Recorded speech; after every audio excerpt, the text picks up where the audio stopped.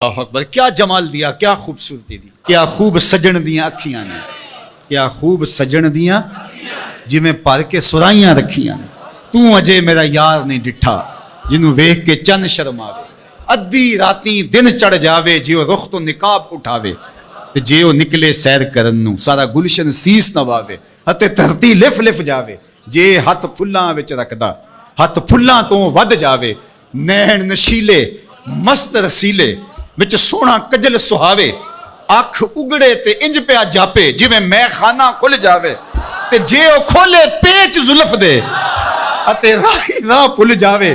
तौबा तौबा हुस्न सजन दा चाल ना चली जावे, बिजली डरदी लिश्क ना मारे मता बेअदबी हो जावे।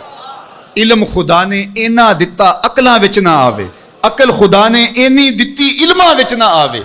की एजाज नजर विच ओदी जो आवे विक जावे, खुल्क ओदे ने मोह लई दुनिया कोई विरलाई जान बचावे। आजम एडा सोना माही सानू किधरे नजर ना लाओ कोई मेरे हुजूर जैसा।